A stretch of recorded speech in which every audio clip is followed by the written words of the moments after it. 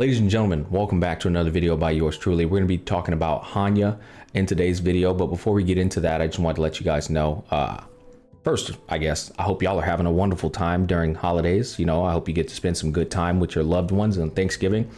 And that's what I wanted to talk about first. I'll be out of town from Wednesday, Thursday, Friday, and then I'll be coming back Saturday. So I am trying to backload some content to keep you guys entertained while I'm gone during that period. You probably won't have an upload for every single day because I got to do all that today on top of this video. But yeah, I hope you guys have a wonderful time with your families. I'll be gone. I'll be back on Saturday. I just wanted to let y'all know that off rip. Now let's get into Hanya. I've changed my mind about her. I remember I initially said she has the potential to rival Tingyun and Branya. And after spending a good degree of time in the event, well, not spending a good degree of time, you're so full of shit. You got to play with her one time, bro, relax.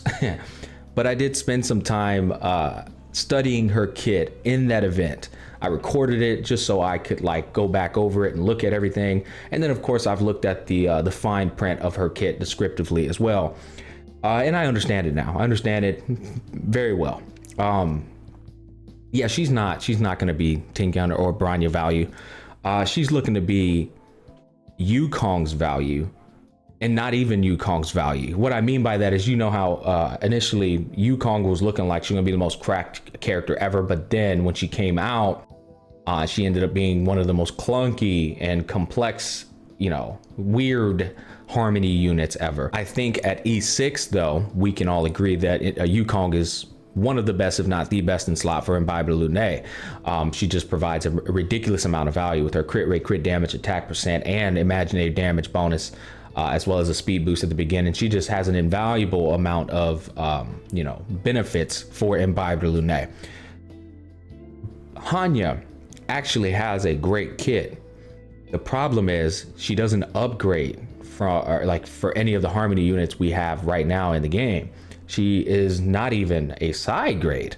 I think she's a bit of a downgrade, and I guess that's a testament to just how cracked our harmony units are, as well as our nihility units like Pella and Silverwolf.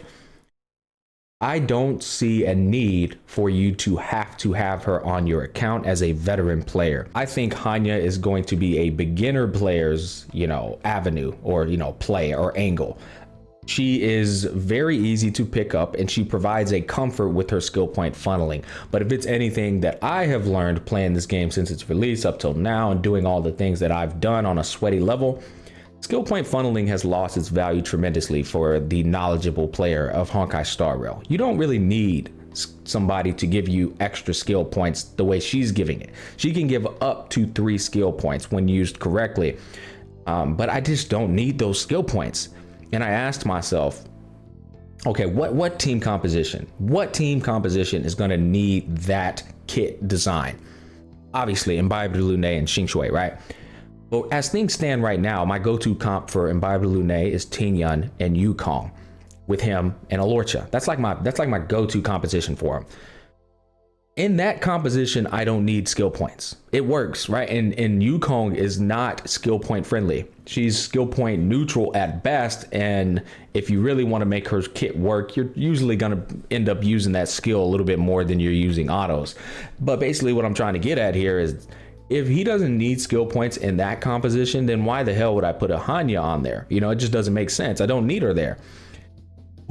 Can she replace Yukong? No, she cannot. She cannot beat a crit rate, crit damage, attack percent, damage bonus, and speed boost at the beginning. She can't beat that. She can't outperform that. It's just not happening on top of Yukong's damage.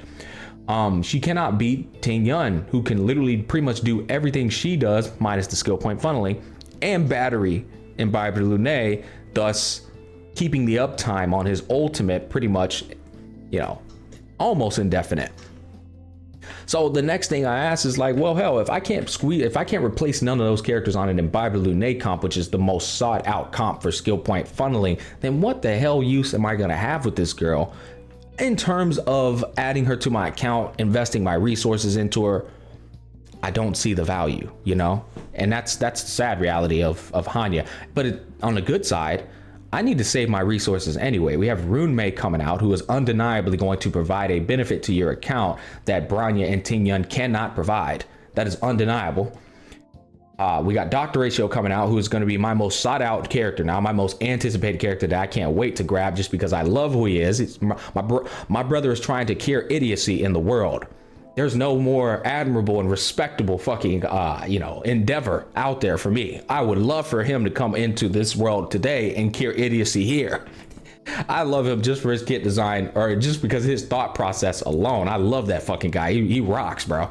But basically what I'm trying to say is, because I now have like assessed that Hanya isn't good enough to like gamble on, like that's the other problem. I have to throw wishes and hope I get a copy of her. And by the way, her E2 is where she really needs to shine. Her E2 makes her really solid. But it's like, if I have to do that, waste all them wishes and spend money just to get a 4-star character that's actually not an upgrade to any characters I already have, not even a side grade in my opinion, yeah, that's just not worth it. That's the good side though. That means I can just chill and save my resources for Runmei and Dr. Ratio. So anyways, let's get into her kit details, right? Let's talk about the good things that she can do.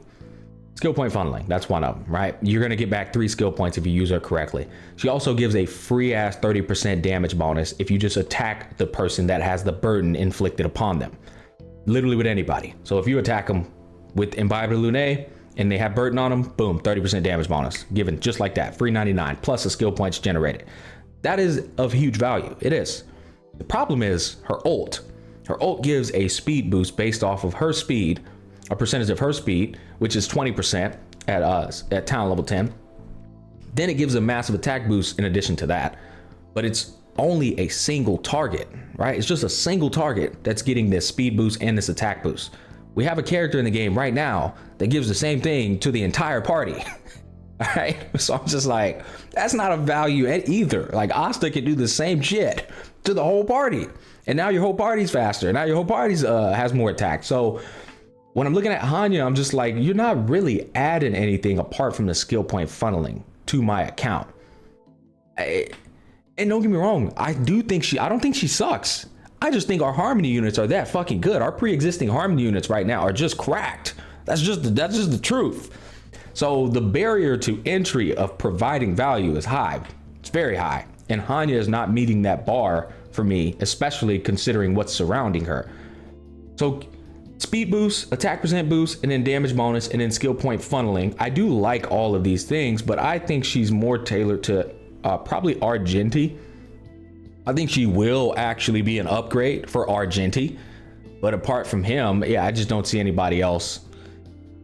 I just don't. I'm sorry, guys. Best case scenario, she is a side grade, and the only way I could tell you to pull on her is if you're a new player who does not have supports invested in. You don't own a Bronya, you don't have Yukong built up, nor do you have E6 Yukong.